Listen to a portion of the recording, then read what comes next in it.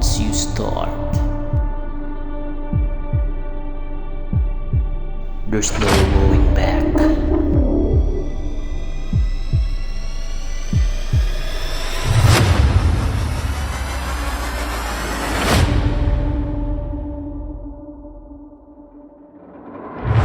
Ang mga lumang kwento ay nagsasabi tungkol sa isang babaeng nagngangalang Francesca. Kanyang espiritu ay nananahan pa rin sa mga kuweba ng isla.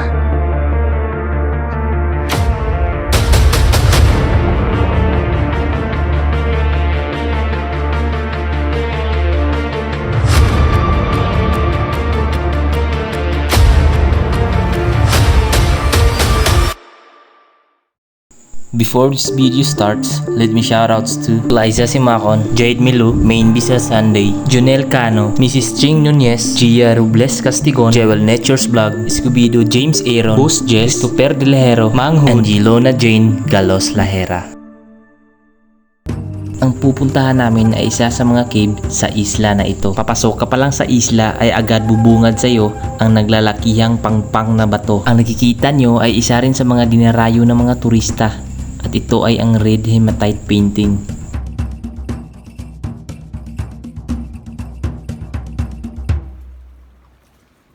Alas 4 na nang makarating kami sa isla. Inayos muna namin ang aming mga gamit at nagpatuloy na kami sa aming paglalakbay.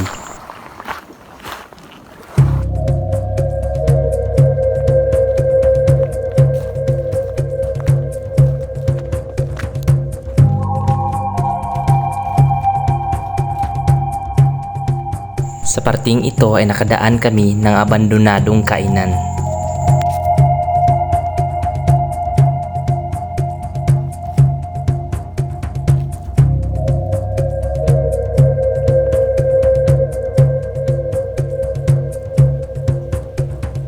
At dahil sa katagalan ng panahon ay bumagsak na yung mga sahig.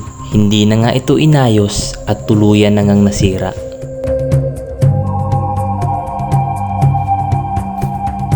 Nakadaan din kami ng isang palikuran. Before tayo makapunta sa Kaiska Cave ay dadaan muna tayo sa mga maliliit na kuweba.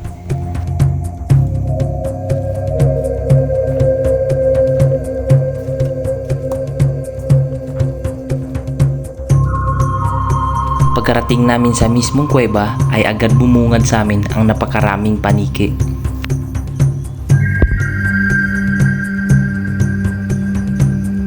Dumaan muna kami sa maliit na butas. Hindi namin alam na lumagpas na pala kami dahil ang butas na pinasukan namin ay yun na pala ang mismong Kaiska Cave. So bali karugtong lang sila sa Bat Cave.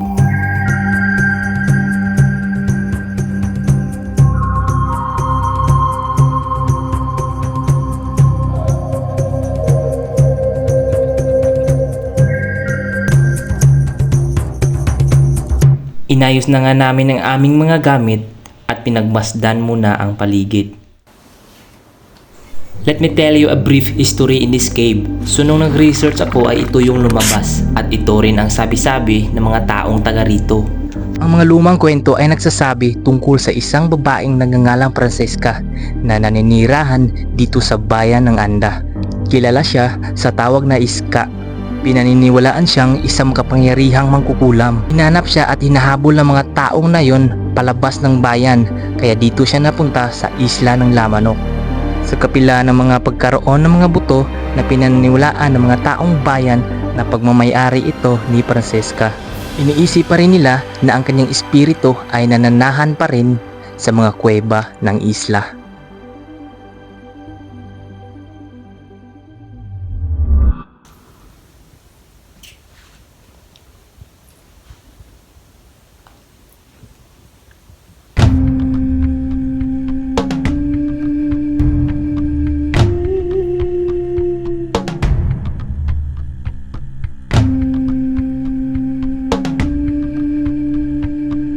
Tingnan sa taas guys, paniki. May mga paniki, ang dami. Yan, puro paniki yan. Lahat ng yung mga itim-itim. Lahat yan ay paniki. Ini guys, yung ugat. Nakakonekta siya sa lupa at doon sa itaas. Sa unang tingin ay akalain mo talaga na parang ahas. Pero pag nilapitan mo, ito ay isang mga ugat lang.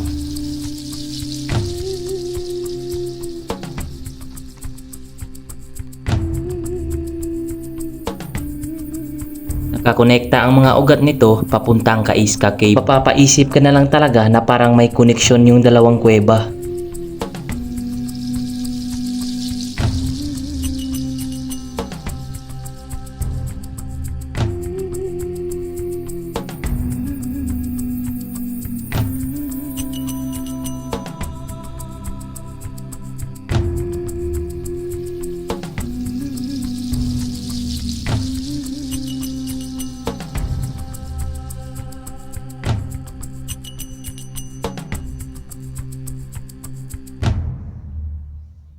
Nagdasal muna kami bago kami papasok sa pinakamasukal na parte ng kuweba.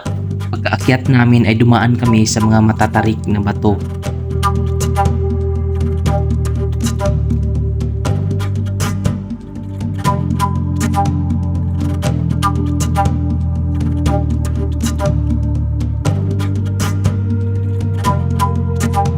Dito ay nakita ko ang hollow na part na bato. Napakadelikado nito dahil sa isang maling apak mo lang dito ay talagang sa baba ka pupulutin.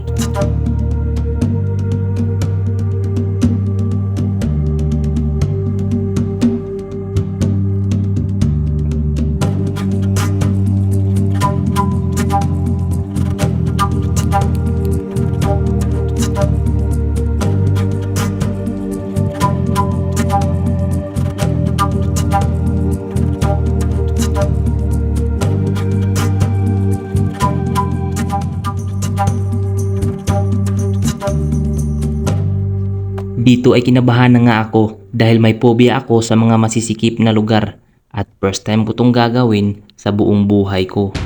Sa entrance pa lang ay damanan namin ang init sa loob.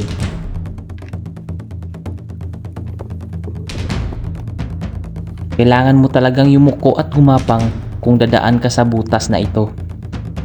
Isa sa mga iniisip ko ay baka may ahas sa loob.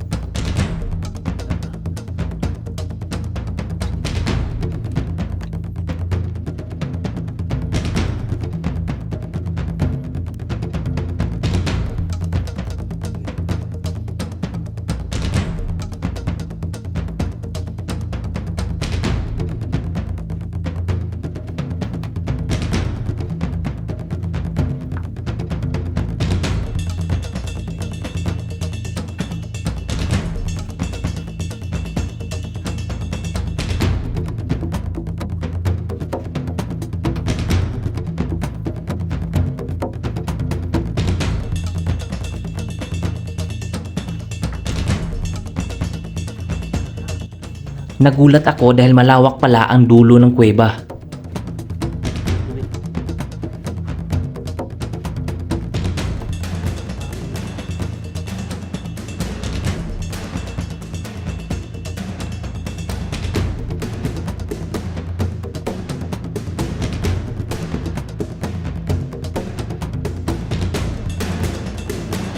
Kailangan pa namin bumaba para makita namin ang dulo ng parte nito.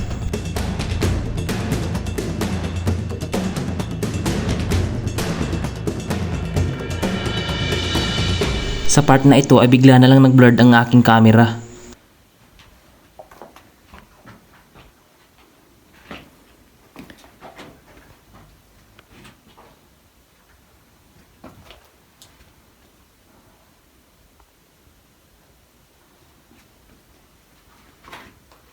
Ang camera boy kaya mag-blurred boy. Mag-blurred ng camera, hindi mo focus. Ayaw nito mag-focus kaya ni-restart ko na lang. At buti na lang ay bumalik sa normal. So ito na pala ang dulo ng kuweba.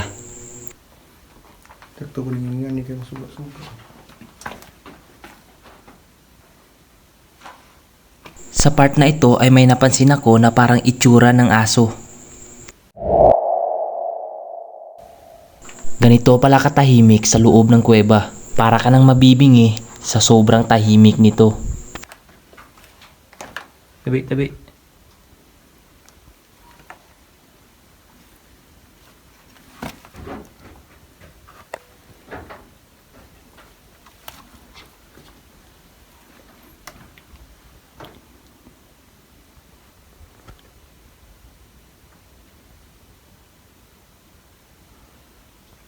Meron din dito mga pugad ng paniki.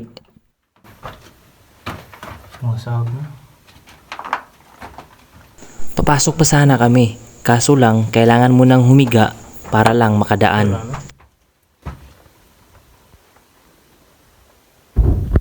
Pinawisan na kami sa sobrang init, kaya nagpasya na kami na bumalik. Guys, sobrang init. Wait.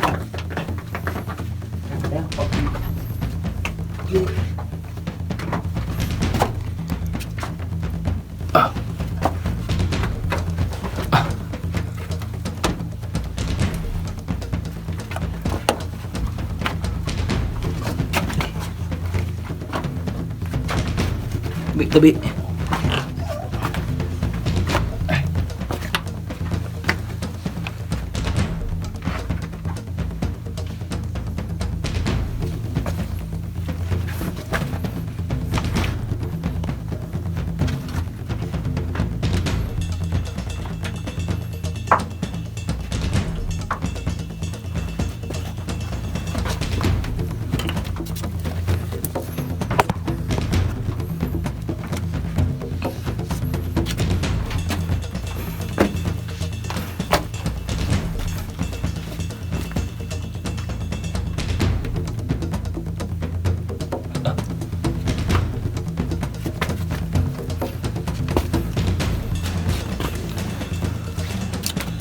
May dog stand?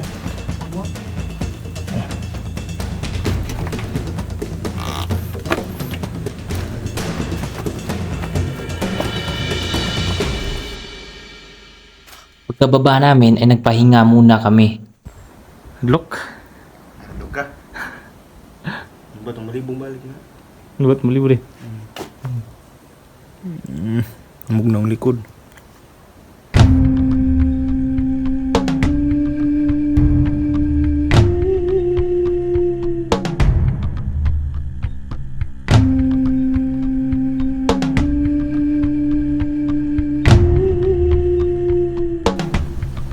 May mga butas ang kisame ng kuweba na ito. Siguro ay pinamugaran din ito ng mga paniki. May hugis din na parang mga maze.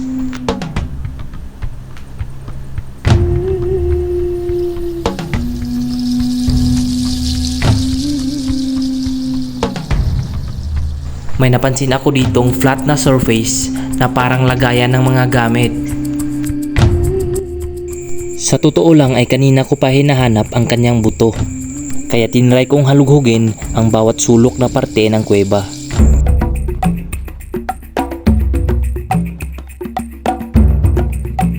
Nagulat ako dahil may biglang lumabas na paniki.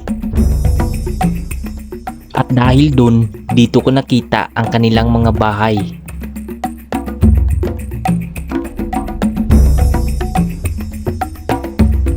Ang mga butas na iyan ay nagsisilbing kanilang mga tirahan. Nakakamangha talaga dahil hindi natin alam kung paano nagkaroon ng butas.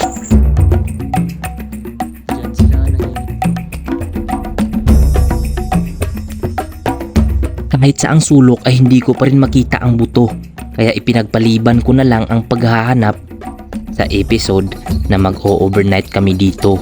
Yun guys, like and share, mag-o-overnight kami dito. At dahil papalubog na yung araw, ay naisipan na namin na umuwi. So yun guys, uuwi na kami dahil dumidilim na, at like and share for an overnight. Every places and things in this world has its own treasure. Hindi natin alam ang bawat storya nito. Kaya ang tanging magagawa na lang natin is to preserve our culture.